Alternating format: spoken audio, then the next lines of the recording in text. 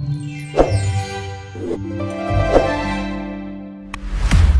Beehive Podcast with Richie B. We're chilling with the hustlers, we're chilling with the entertainers, and we're chilling with the entrepreneurs. Hey, my president, normally when I start ke thoma ka toaster ke tsebe gore re thoma ka toaster. Oh no, yeah. I have my water here. Your water. Holy water. Yes. Whatever that we toast for, I would like to toaster forward. Oh, okay. I would say let's toast for more prosperity. I don't even know what is prosperity. No, prosperity is all open. More money. More money, yes. More what? And a brighter future for brighter future. That's correct. And votes. And votes, yes. Yeah. Very importantly, we need votes. As a political party, we need votes, of course. All right, ladies and gents, thank you so much for tuning in. Thank you so much for being here. I know you could have been somewhere else doing some things, but you chose to be here with me. My name is Richie B. Mr. Danky, my baby. Danky, my gosh. So in the building, I'm joined by President of the Defenders of African Dignities, which is, you call it DEAD. Commissioner, welcome and thank you so much for joining me. Yes, thank you very much, Richie B. I'm glad to be here, man. Yeah. I'm honored for invitation and then you came. As yes. You're still a small boy. No, we're working with all our people in South Africa, and especially when we see that there is an initiative of a young person growing and grooming and putting his business in shape, and he needs support of us. That's what we do. It's a priority to us to come to you and to also promote your business. Today, literally citing a thing because of I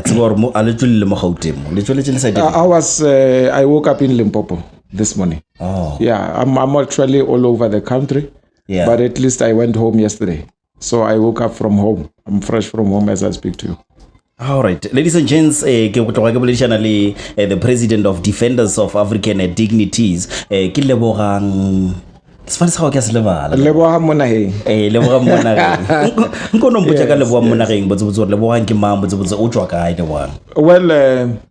Well, thank you very much. Firstly, I think I must appreciate that you gave us an opportunity to interact with the South African population and communities. Yes, of course, my name is Lebohang Monaheng. I was born in the Free State. Yeah. I was born in Botshabelo, but my roots are from Lesotho. Oh. My forefathers, were they stayed in Lesotho. Yeah. Ke rona ba Mokwena, rona re Bakwena, Basotho ba Bakwena. Re tlolo tsa Mokotedi le Modibedi. Yeah. Re tsetse bontshane. Bantsane ke ba bona le Bakwena. Yeah. So I'm actually a Mosotho. Ke Mosotho. Mosotho o le foreigner, o le jwantle botse. Ke bile mo South Africa. Mara botse originally but o mo jwantle botse. Lesotho ke hai, we are all Africans. I know. Africa as a continent is home. Africa as a continent is home. So I think I'm from around. I'm from local. That's why we are the defenders of African dignity. Yeah. Yes, because Africa, in our view, is that we are neighborhoods. We are home. We are one. Yeah. Yes. So this politics, because of Gabon, or now you're about to start a something different, something new. I could say maybe as times goes by. And how did this come about? Well, Richie, I was born, of course, in the Free State Kumangau. Yeah. And then my father, because of issues of employment, he had to leave to Rustenburg area where he got employed in the mines of Rustenburg. And then we then moved with him to Rustenburg. We stayed in Rustenburg and further moved to Tabazimbi, which is in Limpopo. And I came here as a very, very young person. In fact, as a child, I started my primary school at Easterberg School, Tabazimbi. Yeah. And then I when I arrived there, I was doing my standard. That time we're still calling them standard. I was doing standard 3. Standard 3. Now I I went to that primary school from standard 3 until standard 5, and then I left. I went to Mabokopedi High School. Yeah. Where after I was admitted at that school, I was introduced to the politics of students and learners. At that time, they were calling it LRCs. Which year was it? That was 97. 1997. 1997, Yeah. I was doing my standard 6, and I went to that school. And later the same year, Yeah. there were elections of the LRC, and I contested as a president of the LRC at that school at that time. I was still young, and I loved politics, and I loved to participate in issues that affects a lot of learners and students at that time. Yeah. And I participated in the elections, and I was elected the president at Mabokopedi High School. You remember at that time I was just tiny, and I was leading all this grass, those were doing from standard 7 to standard 10. Yeah. So, but the issue about me is that young as I was looking at that age, Yeah. I realized that when I was speaking to these people, Yeah. older as they were to me, even those who were doing matric, Yeah. they listened. I said, no, but no. A good leader. Yeah, but they listened. Yeah. When they listened to me, I began to put myself into order. Yeah. Because you can't speak and lead people if you don't show them a positive direction, what must be done in the school. I remember at that time I used to quote, the South African Schools Act was my main issue there. South African Schools Act. Yeah. According to the South African Schools, we will attend SGP meetings, and in those meetings, it will be parents, it will be learner representative, it will be teacher component. So I was able to, quote the South African Schools Act at that time. Yeah. Remember, there was a problem. That was just shortly after the abolishment of corporal punishment. Yeah. And I was passionate about boys. But at that time, there was someone perhaps motivated to say, I want to be like that person. I drew a lot of inspiration from political leaders. At that time, I used to mimic the President Mandela. Oh, okay, Nelson. And Mandela. even when I was addressing the students, I would speak like him because, I was inspired by the courage. What do you mean, of speak leadership. like him? Like No, just mimicking him. Speak like him, literally like that. I don't understand. No, I don't. No, I was copying the way, I liked the posture when Like he was addressing. Never again. Oh, I thought Students, if you come here at school, during this time, this is what will happen to you. So we used to, stand at the assembly and address the students at the morning assemblies in terms of late coming.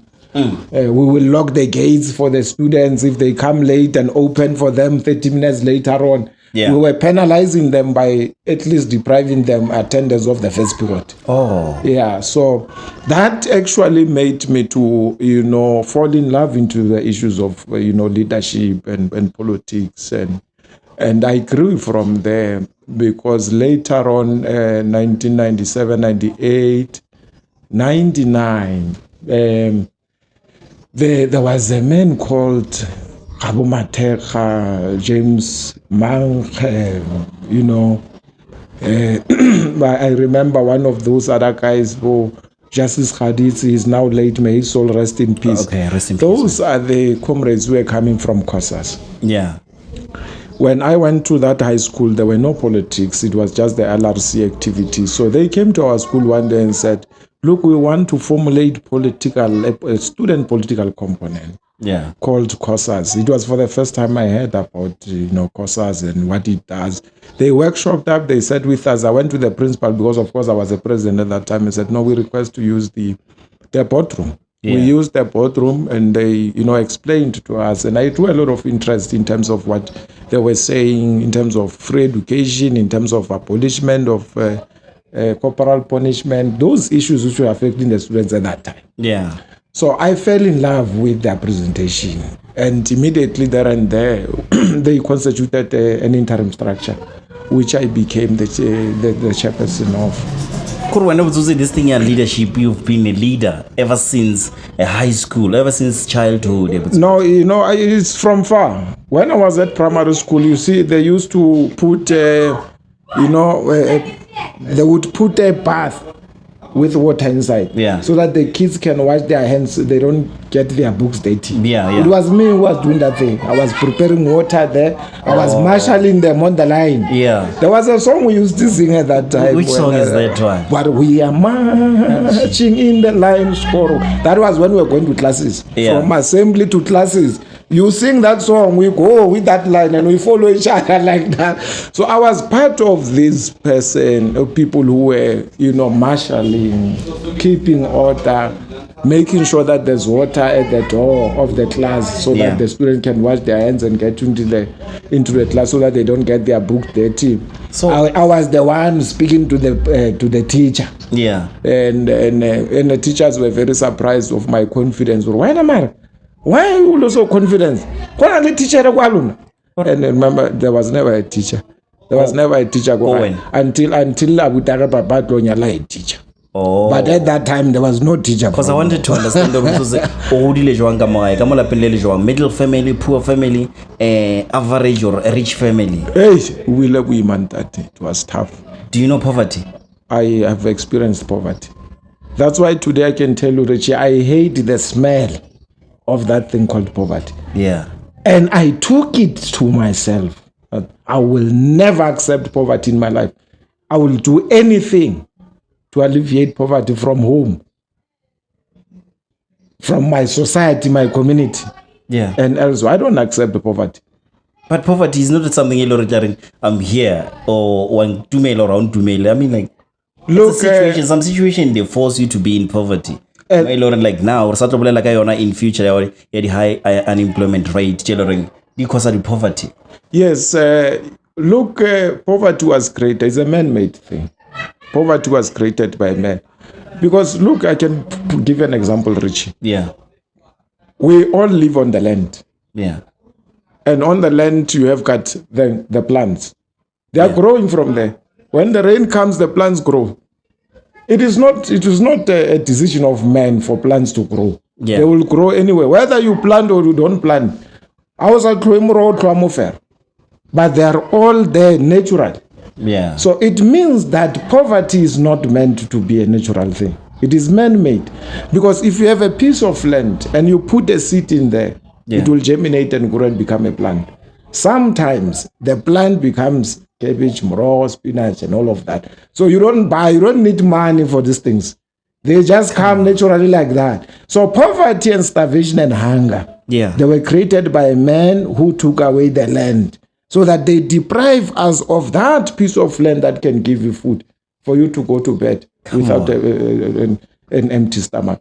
So poverty was made because people took away the land. Yeah. They take the whole piece of land. One person can own about 3-4 farms. It's like that. And the majority of us, we go and squatter in just one place. Come on. And why are you going to plant your vegetables there? Even when the rain comes, the rain does not rain in one area and leaves the other area because it's functional. Yeah. The rain is not functional, it's natural. And when it rains, it gives you food. Yeah. So if the rain gives us, all of us food, it means poverty was never a natural thing. It is man-made. It is made by these ones who wanted to suppress us. Yeah. That's why we subscribe to a notion and an understanding that says that no, poverty must be alleviated. As long as it was perpetuated and it was created by human beings, it must be ended by those who are conscious. And that's why we want to take South Africa into confidence on taking our land back and planting and alleviating poverty as such. Ladies and gents, I'm joined by President of Defenders of African Dignity, which is called DEAD. President, I want to ask you something. Yes, sir. But leaders are born or leaders are made? I just want to know this, man. Are leaders born or made? Like you are a leader. Did you train or be a leader, or you were born being a leader? You know, when you have children at home, there are small things that you must notice with them. So some leaders are born. Because one child would sit here and eat pap and leave a plate or his plate there. Go and play and just leave things scattered like that. But there's this another child who's going to eat and take the plate to the sink where it can be washed. Now you must spot the differences. Yeah. The irresponsible one and the responsible one. Leadership is nothing except to say responsible person. If you are responsible and you are not selfish, you are not myopic, it's not about you. You are able to think about the next person. Yeah. You are leading that person that you are thinking about, because once you start thinking about the next person, it means you are going to start thinking what is good that you can do for them, what you can do to help them, what you can do to lend your hand in any situation they are involved in. So leadership is about service. So once you have a thinking of serving a different person except for yourself, then you have already started to lead at least one person. So leadership is, of course, I will agree with you that are leaders born? Some leaders are born. Some are made. But there are some leaders who are taught. That's why you will have theories that will teach you in terms of how you manage people. Yeah. That's why you will have theories like the theories that were written by Marx, Lenin. They teach you the art of war. They teach you ways of managing people. They teach you the behavior and characters of people. So you can actually be trained to become a leader if you read those contents and internalize them. So you become a leader yourself. But there are those people that from inside. I need those people that you think they are made, and those that you think were born being a leader. Like this. Maybe you can mention any. Yes. I know a lot of leaders that I agree with. As I was explaining my journey in Cosas, I was even going to speak about my contribution in the ANC Youth League.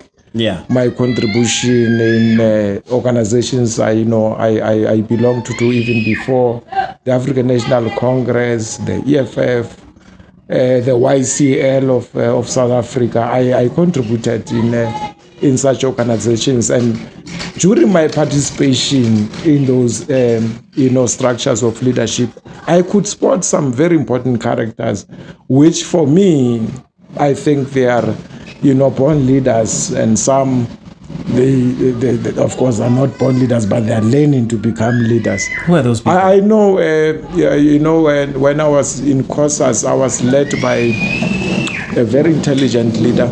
Yes, as I was saying, Richie. Yeah. There are leaders I've seen. I was inspired by the leadership of the current leadership of the EFF. Julius, I grew next to him.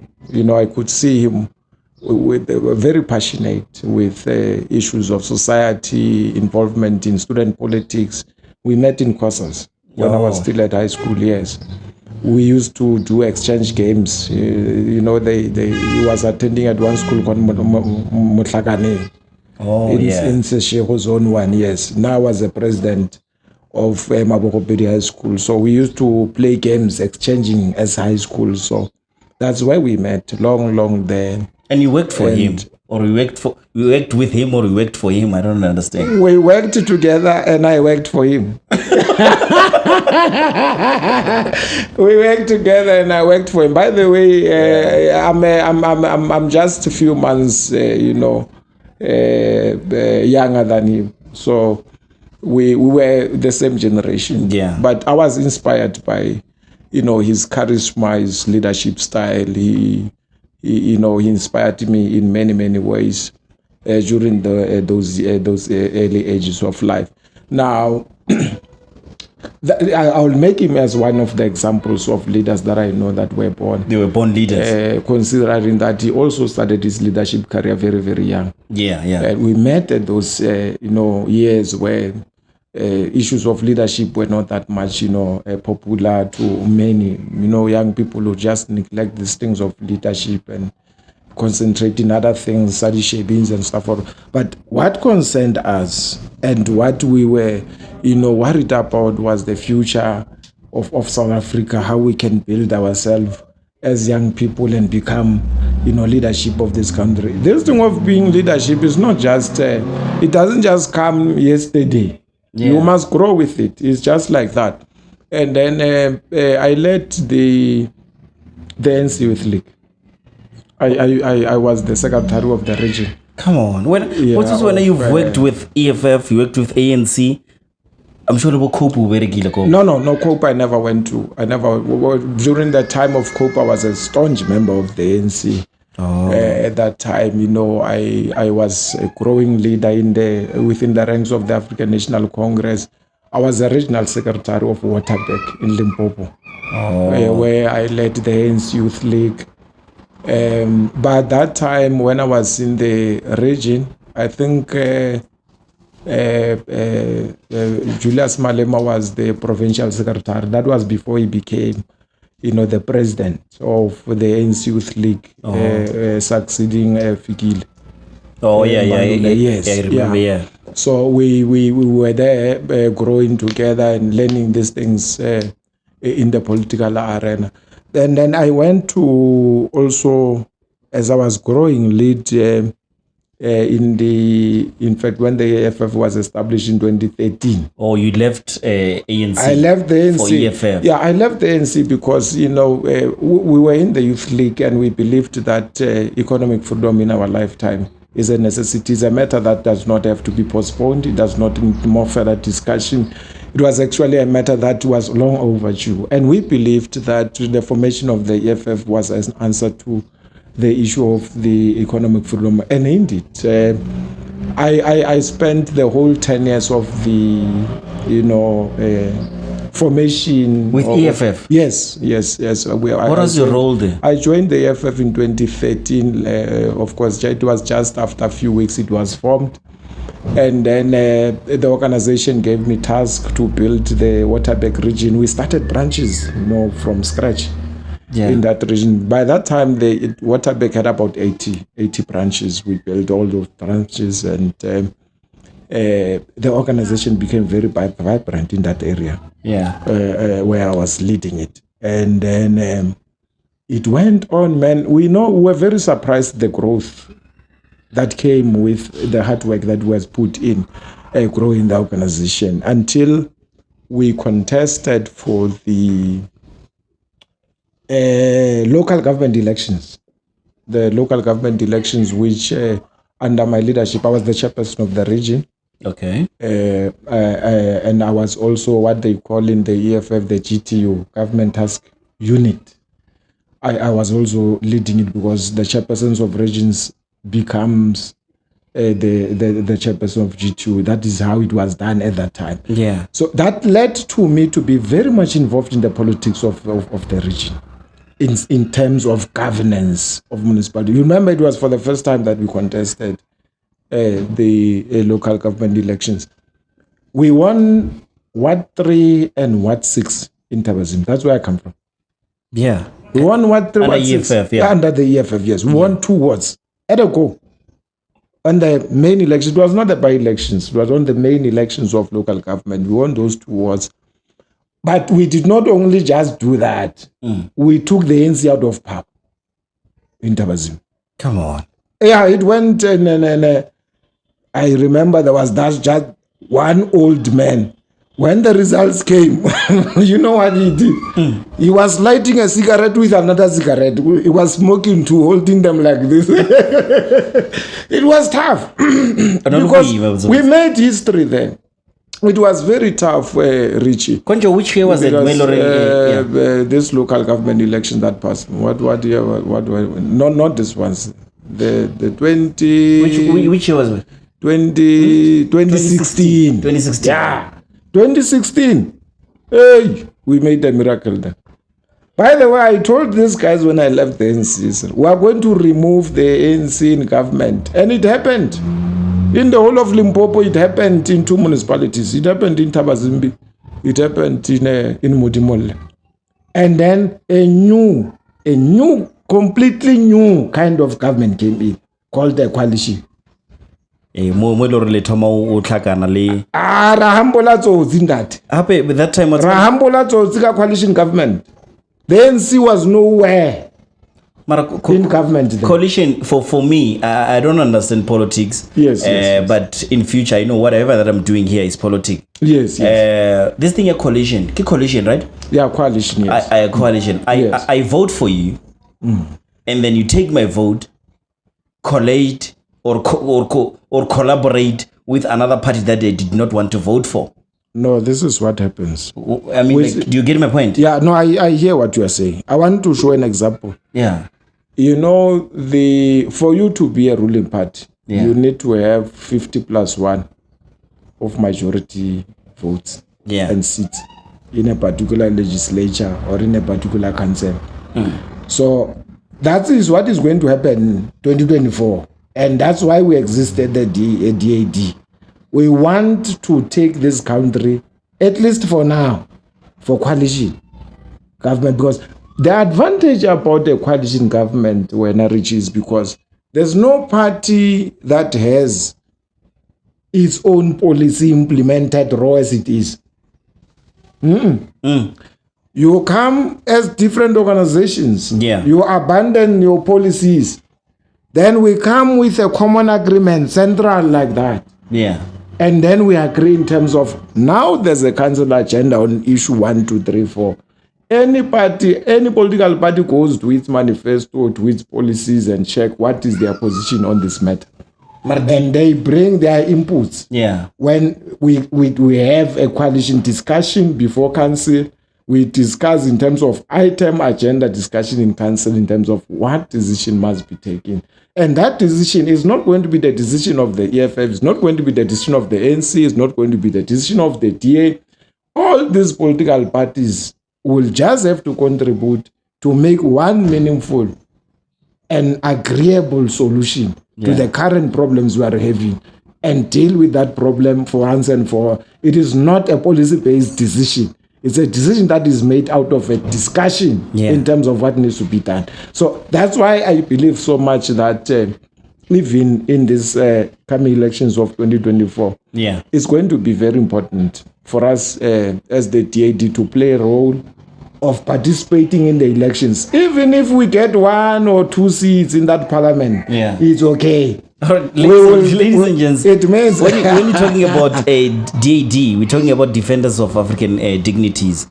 But now, can you wrap up this one here, collision? Yes. I don't want to vote for ANC. I don't know. It's an example. It's an example. I don't want to vote for ANC. I don't want to vote for EFF. But I want to vote for DED. Yes. But now, after voting for DED goes and collaborate with ANC. Yes. That's what it happens. It's not a waste. No, that's what happens. You know what happens in a coalition agreement and a coalition government? No. You may say that in the other way, but it works for the advantage of the people. This is the advantage of coalition government. Sure. You have your policy. I have my policy. The ANC has its policy.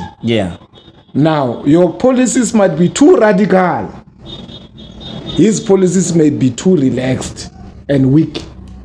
But if we come around the table as opposition partners, it takes us away from our policy position. Not entirely everything, but we reach compromises as different political parties and discuss in terms of what is important for the people and for service delivery at that time when we speak. All these political parties will go and sell their manifesto to people and different. But when it comes to a coalition agreement, it means that you are now going to selectively take from your policy. The DA takes selectively from their policy. The ANC takes selectively from. Now, the end result of it, it's what benefits the people. The people of the yes. And then that's how you get it right. All right. The only thing, if partners of coalition can become pompous because of numbers against each other, is going to then constrain that coalition. It will not work because meetings will not sit. They will not, like it's happening in some other coalitions I know in the country. I know there was one council where it was the one person who was a kingmaker. Kingmaker means in a coalition arrangement that if you have 10 seats, I have 10 seats. This one seat, maybe let's say the council has about 21 seats. The one party has, say, 10 seats. These are multi-parties. It's your DA, it's your DAD, they have about 2 seats, 3 seats, 4 seats. Yeah. They come together. Yeah. You can find that when they come together against one, maybe ANC, which has 10, they have 10 seats. Yeah. But there is this other independent person who went in as an independent council. Yeah. That person, if he votes with the ANC, the decision of council is going on. It's going to proceed. Oh. But if this independent person decides to join the opposition parties, it means the ANC will not have majority. It's 11 against 10, 10 against 11. So now the decisions are actually directed by how many votes do you have on this matter in a council. It has its own advantages, of course. It has its own disadvantages, but I think it is the best approach for now. All right, the coalition thing, ladies and gents. Let me ask you this, President Lebohang. You left EFF. Then you started this organization, which is it registered or is still going to register? No, we are in a process of registration. Of course, there are legalities that we are working on. Our legal department is working to finalize. That's why we have not launched yet.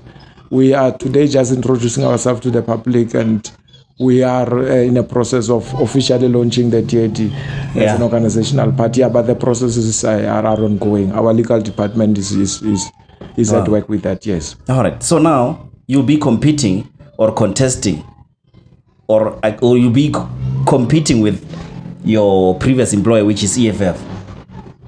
Look, the EFF is an opposition party. For you now? I'm saying in the country. Okay. The EFF is an opposition party. Yeah. The DA is an opposition party. Yeah. The DAD is an opposition party. Oh, yeah. So I'm not against the EFF. Yeah. The EFF has done a lot for me. But you left it. Personally. Why? You were there. Why did you leave them? No, it was the right time for me to leave. I had to leave. Why didn't you ask me why I left the ANC? I think it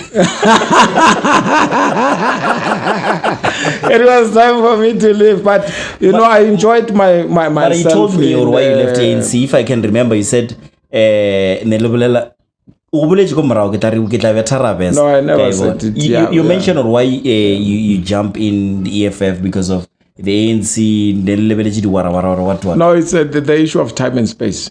You know dialectical materialism. Yeah. Time and space. Yeah. Yes, there's time for everything. I had my time in the NC. Yeah. I had my time in the EFF. Yeah. And now it's time for the DAD. Come on.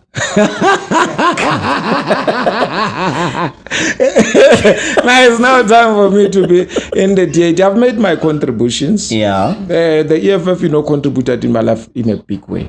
I don't want to lie. And worse to it, the leadership of the EFF encouraged me to go to school. And you went to school?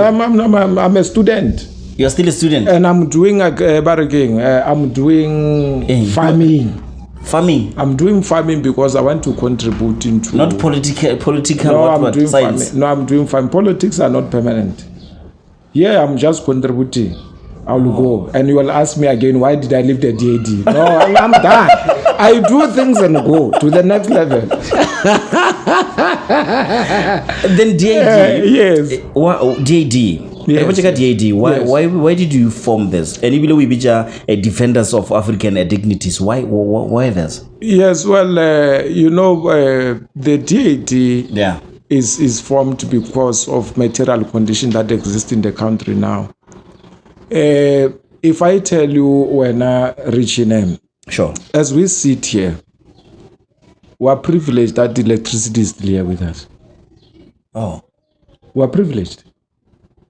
Does it give me dignity? Does it give you dignity? No. Why? Your kids can go hungry now. Are you going to prepare something for them to eat? With no electricity? With no electricity? No. And some of your things in this fridge may not be fresh anymore. Exactly. Because they defrost, they freeze, they defrost, they freeze. So we are eating this nonsense. Even this mic will not be working here. It wouldn't be working. Yeah. So now the material conditions dictates that there must be a formation of the TAT to defend the dignity, because the dignity of us as African people is now at stake. Yeah. It is at stake, because if I'm going to be made to eat rotten things in my fridge, and my kids can go 4 or 5 hours without me being able to prepare for them, supper. Sometimes rena bakhekolo ba rena ba fetla bogobe. And o tseba re molao wa bogobe in our culture. O ka re o beile moiso. Motlakase wa tima o so fetso loisa ke ditlhaba. Ke potsa.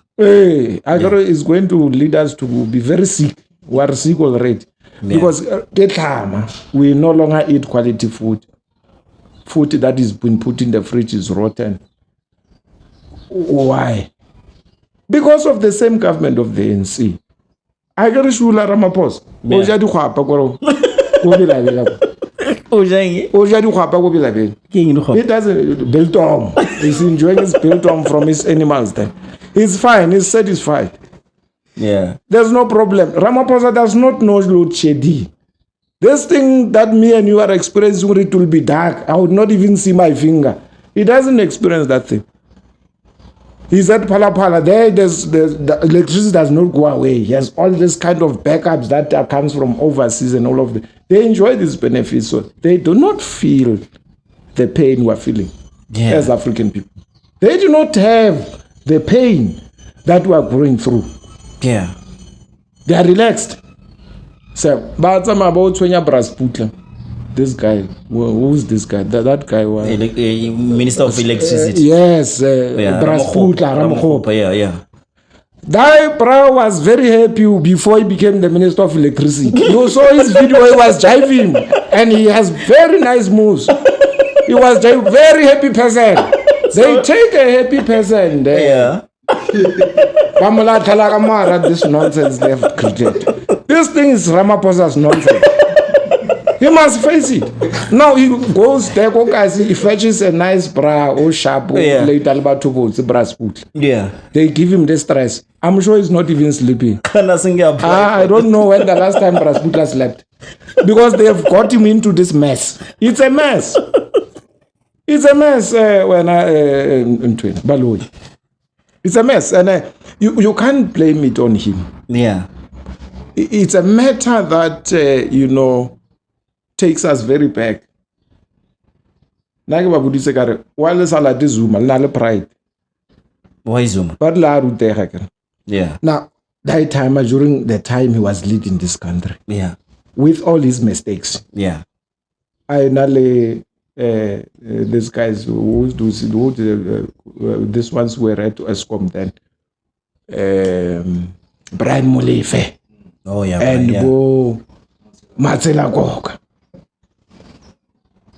Why don't you just humble yourself and go to those comrades and say, Evan, Yam Fatlam, now I have a problem here. Yeah. How do we deal with this issue?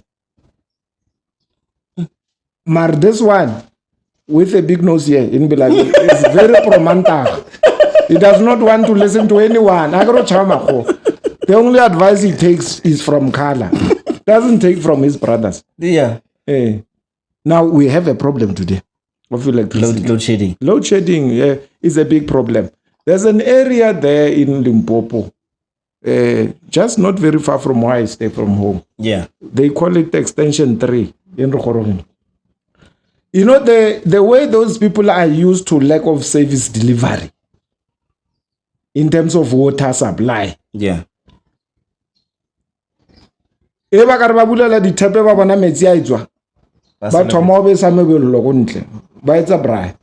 They are celebrating no, it's a miracle. They don't expect. They are used to not having water. Yeah. They are used to that situation. They are used to that environment. So now, we are coming in as the DAD to say it cannot be normal, cannot be business as usual. Yeah.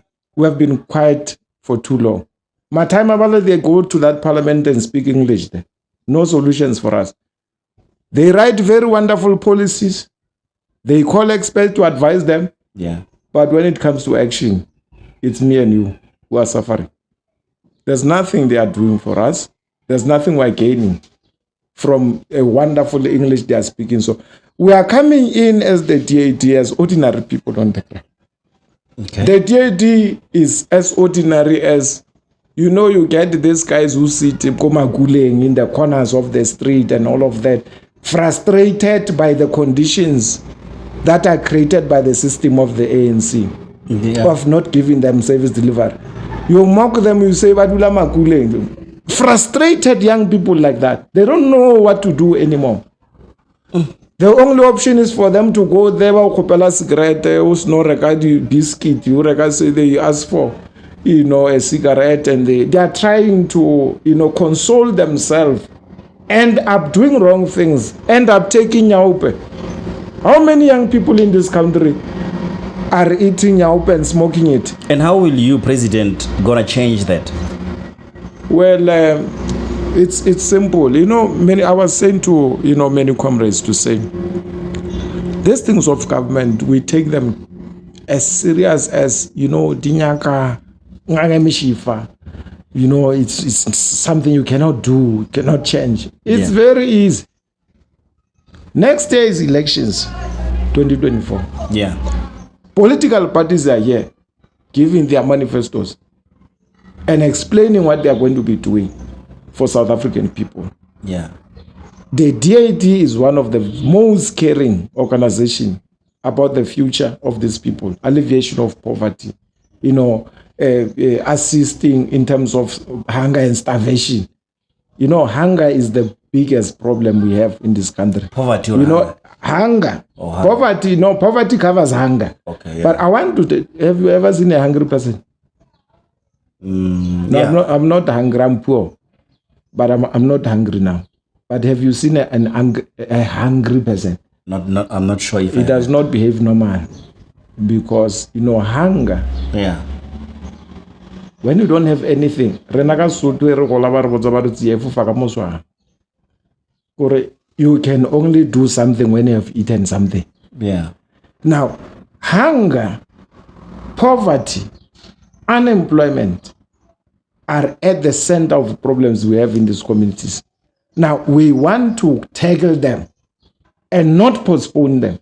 That's why we are saying if we become the DAD government in this country, we are going to make sure that there's no child who goes to bed without food.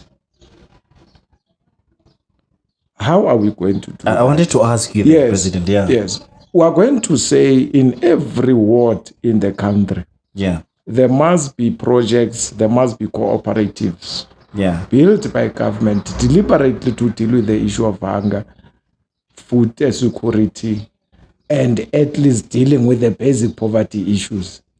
Every ward in South Africa under the leadership of the DAD as government, Yeah. we are going to make sure that there must be a garden of vegetables.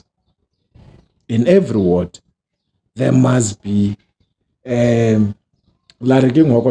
poultry. Simplest projects. Yeah. Those projects are going to be meant particularly to deal with issues of immediate solutions. The immediate solutions to hunger is being able to provide those who are hungry with food. Because the first thing you do when you meet a hungry person is to give them food so that they can normalize. Oh yeah. They normalize. Sense, yeah. When they are normal, then you can speak. So you want to canvass votes from hungry people. No, you can't win. And when they don't vote, you are surprised because they were not normal, they were hungry. The first thing you do for people to think correctly Give them food. and clearly Give them is food. to give them food as an immediate solution to get them levelized so that they are like you and they can hear you. Yeah. And they can make sound decision in terms of what must happen for their lives moving forward. So now, it means we as the DAD, what we want to do is immediate deliverables. We're not even going to wait for people to vote for us when Richard. Yeah. You'll do it. As we now are busy, we're building our branches. As we build our branches, the chairperson of a branch of the DAD must, within 2 weeks of that branch being launched, establish a garden. Come on. In a community, in a ward. He must have a chicken poultry project in that ward. We as the organization. What's up like the funds of doing those things? No, we're going to give them as the DAD. Okay. As the DAD, once a branch is launched, the deployee who's launching a branch is going to come with a seed to plant. is going to come with 100 small chickens to give you start. That's what we do. Because we believe hunger is a problem. And we must deal with that. When you see a poor person, the first thing that indicates poverty is hunger. Yeah. The third thing is smelling. Yeah. That's how poverty smells. Come on. 3 basic things in poverty. I'm giving you pillars of poverty now. Yeah. The first thing is a person will be hungry. Yeah. They will be dirty because they cannot wash their clothes. There's no water. There's no soap. Yeah. The third. Yes, I've given you characteristics of that thing. I hear you. Yeah, it's a very brutal thing. I know that thing. I'm a poor person myself. But Lebohang, you're not poor, man. You came here. What do I have? I see outside there. There's something yellow in Almautu. No. That's a problem. You know? I say to these guys who don't want to vote, it's a problem, that thing. Because the first thing that must happen is you must have ownership of this thing. So people are happy for power. Which they are not owning them. You don't own that for power. You are renting a flat. You are buying a Hennessy Lex O in a restaurant. Yeah. You want to masquerade as rich. And none of these things, you own them. The Hennessy is a credit card. You belong to capitalism. Installment. Yeah. Hennessy installment. It's a problem. And you think we have arrived. And when we tell you, go and vote and change your life, people think they are more clever than us when we tell them, hey, no problem. Yeah. But it's not yours. What do we do to change that? Yeah. Is for us to take our IDs next year. Yeah. And vote the ANC out of government. The ANC is a big elephant. That's why you need the EFF, you need the DAD, you need the DA, you need these other parties that the election, after the election, after the election they die natural death. No, we're not part of that. Now we're not here to stay. No, we're not an election. I mark this on this day. On this day. We've been here long enough. We know the game. Yeah. We know the game. This political game. You're not chancers. We're not chancers. We're not chancers. We're here. We're experts in this field. We have been, for the rest of my life, I've been in politics. I've been involved side by side with our people. So for me, I know if you start an organization now and the elections are next year, you may not make it. But we don't want to become president.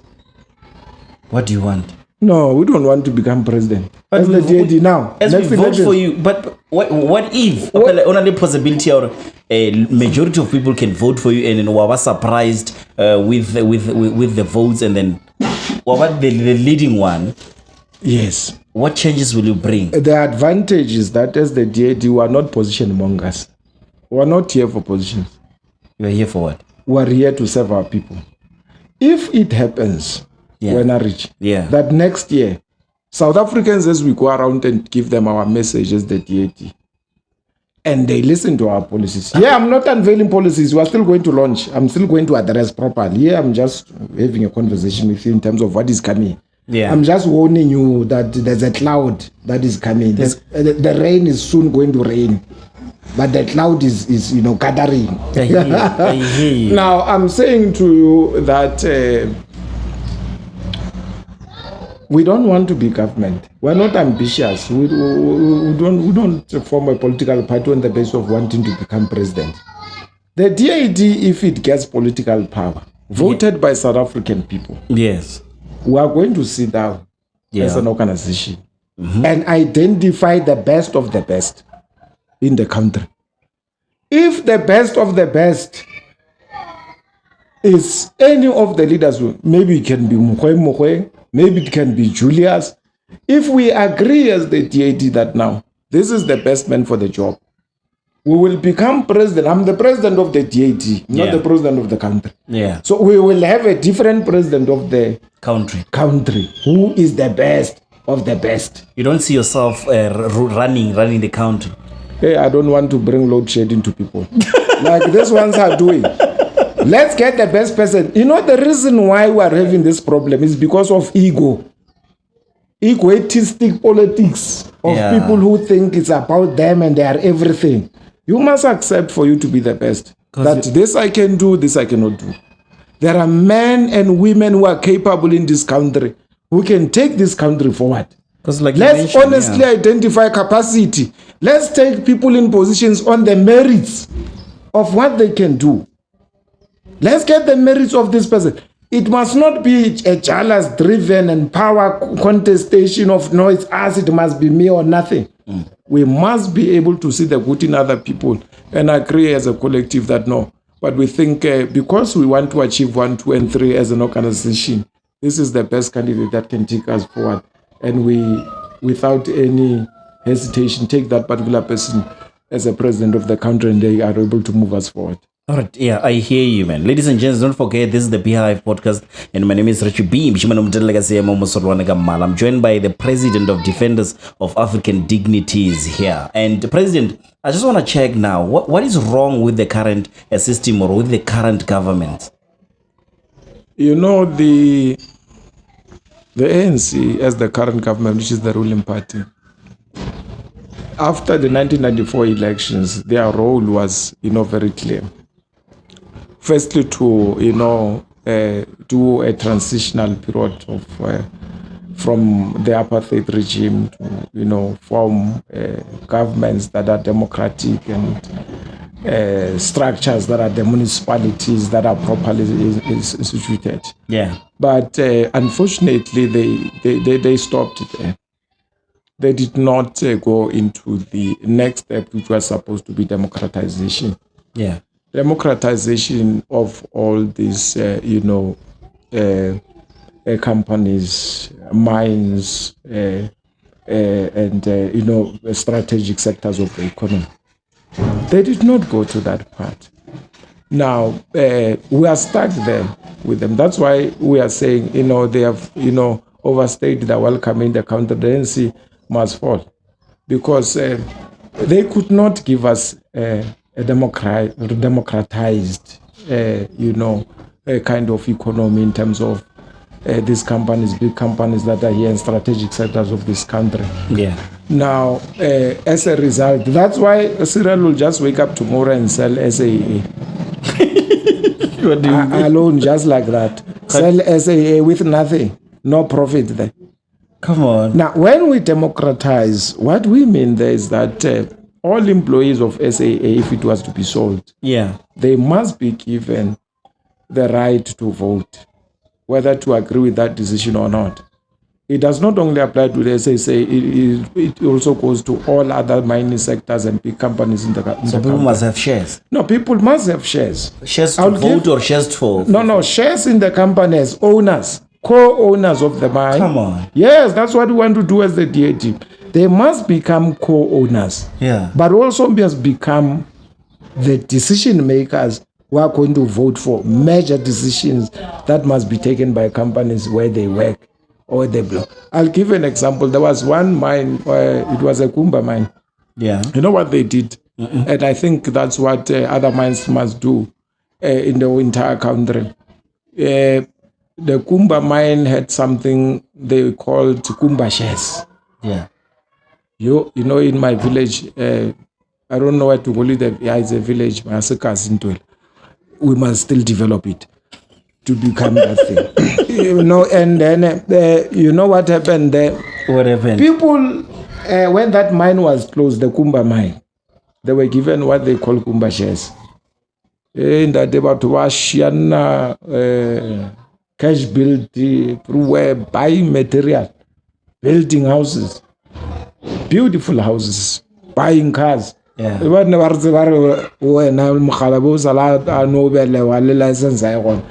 took licenses at the age of 50. And started driving 4x4s. That's empowerment. That's empowerment. That's what we are saying must happen with all other mines. Democratize. Give people shares. You know what you do when you give people shares? What happened? You give them shares as dividends. You pay them their salary. you give them their 13 check. Yeah. The dividends when they get, they improve their lives. They go and buy bricks and building material at any shop that sells that stuff. Yeah. They go and buy cars. They go and take their children to better schools. They go and buy clothes and food and all of that. What you do there, you are actually making them to be able to spend more of the money you have given them. You give them dividends. You give them more money as bonuses. Yeah. They have the money to buy. When they go and buy at ShopRite, they buy Milli, they buy all their groceries. They no longer buy that grocery of 500. Ever push a monkey that. They're water. 2,000. Food is going home. What happens, as simple as that it may look, Yeah. they are now increasing demand in the economy. When they increase demand because they are buying more than they used to buy, the demand increases from ShopRite. When ShopRite needs more of the goods, it says now there must be more goods that are produced from the farms, from your, wherever the dairies and all of where they get their products. Yeah. Once the demand goes high, it means unemployment will now be dealt with, because the more the production you need, the more employees you need. President, so tell me, man, I hear you, sort of to cut you off. So if you Ukawa in power now, Yes. what will you do with the 350 Jelo Rumba Tobadi career and they're not working? No, Ramaphosa,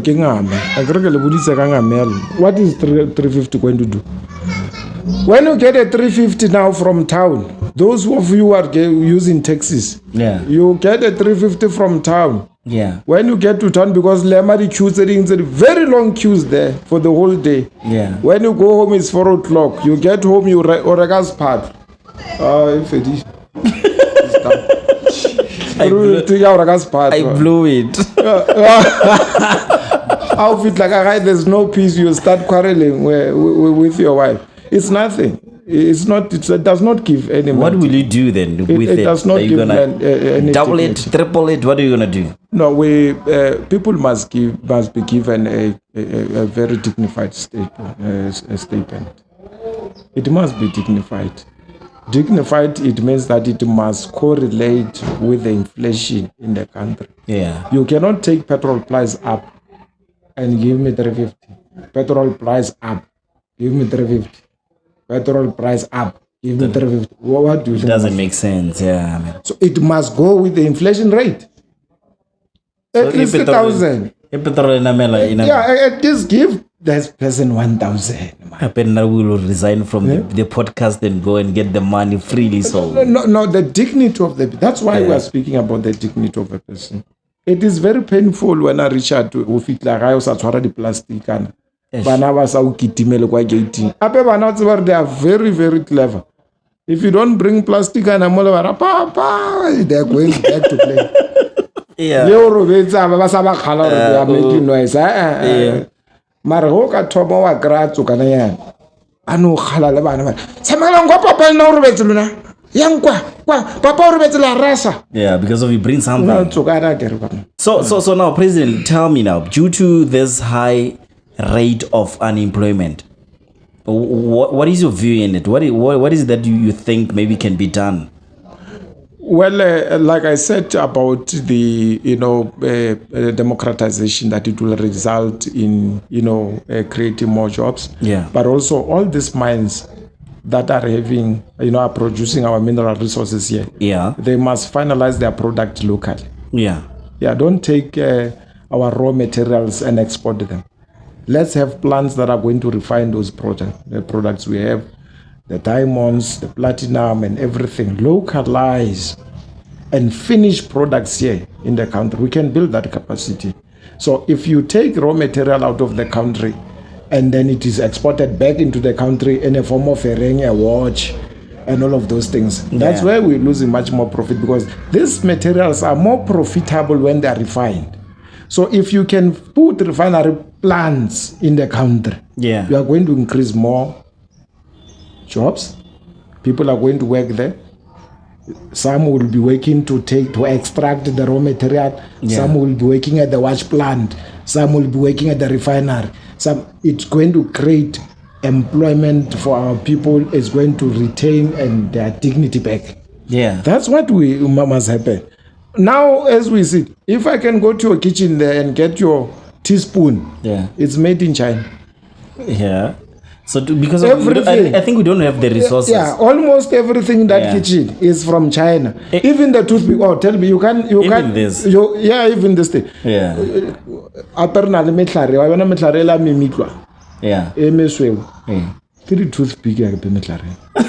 But you import the toothpick from overseas. Why don't you localize and do this thing?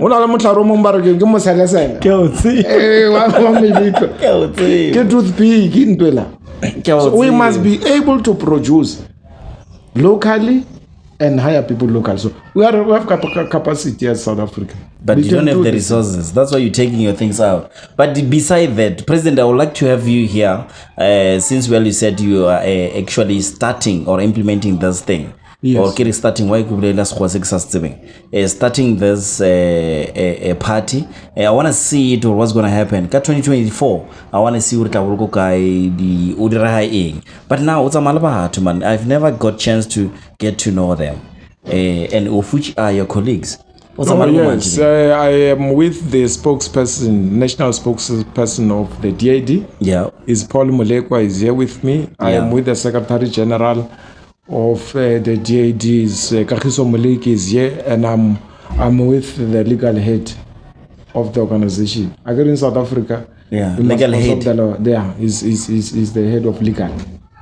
It's the department that is dealing with our legal issues. It's a qualified lawyer, this one. It's Patrick Monaheng. Repossession. There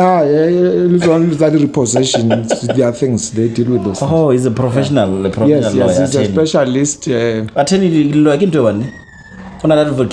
but we'll know them. No, this one is a specialist. He's a credit consumer law. Yeah. We'll get to know that. We'll get to know this.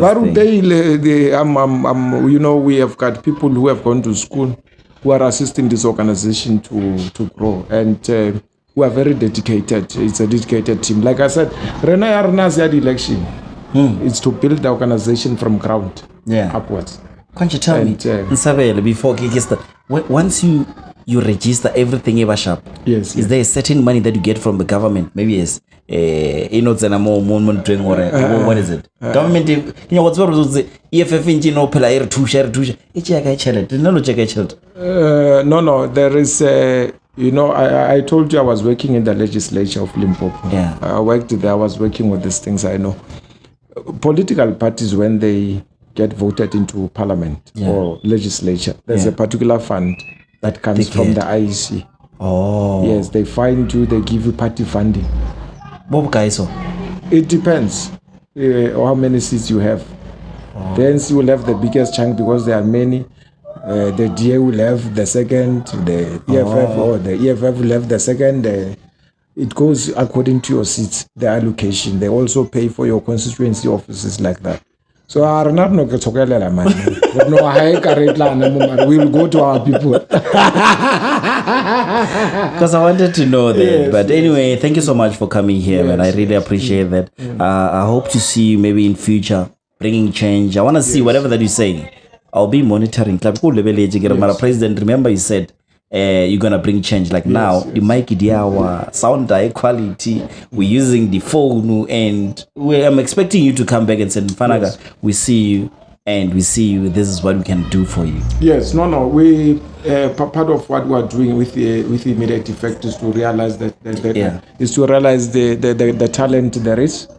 And we appreciate what you are doing. We will do as the DAD what we can to assist in an initiative like yours. It's not only going to be yourself. It's going to be a lot of emerging business and emerging talent in the country that we need to find, polish it here and there, and make it to compete with the best. We are from very poor backgrounds, and we understand at the beginning of a black child. The dignity of a black child is in him being able to compete with the experts and those who are matured in the industry. And part of what we want to do is to make sure that initiatives like yours, that's why we chose to come to you. And then when you called us, we were very quick to agree, because as we grow as an organization, we need to identify people we can grow with and make sure that, you know, they achieve the best that there is available in the world. Yeah. Because we not only want to, you know, develop people to the standards of the country, we will be very excited to see you one day doing things, you know, even outside this country, and making South Africa proud. So we are very committed to development of young people. Thank you and so we much. Rest assured you have met the right people. Thank you so much. And all young people of South Africa who are going to elections in 2024, don't make yourself a big blunder. The DID is a way to go. We are here. We are the same with you. You know, just check what is happening. So we are part of you. We understand your struggles, want to help you. Take that decision. Take your ID next year. Don't make a mistake. Vote correctly and vote for the defenders of African dignity. Yeah, man. Now I wanted to sign. Or when I'm holding your hand, Yes. We're gonna sign. This is a consent form. You never sign anything, but now you're signing verbally, so in public. Yes. Whatever that we're doing here, you're doing it voluntarily. So Yes. Whatever the public gonna say about this interview. Yes. Beehive and Richie B about said. No. And whatever that is happening, like I was not feel like Richie, but I feel like that thing, hey man, in Kisha Fase, delete that. We're not gonna delete anything. I want you to consent and said,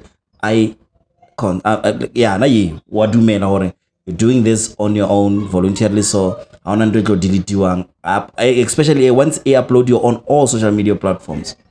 I saw move. This is This is my main hand. I'm a leftist. I use my left hand. I must. This system of you must change this. No, I so move. Are you satisfied? Okay, thank you very much. All right, ladies and gents, thank you so much one more time for tuning in. Thank you so much for being here. My name is Richie Beam. Mr. Donkey, my baby. A donkey, my gosh. I'm out.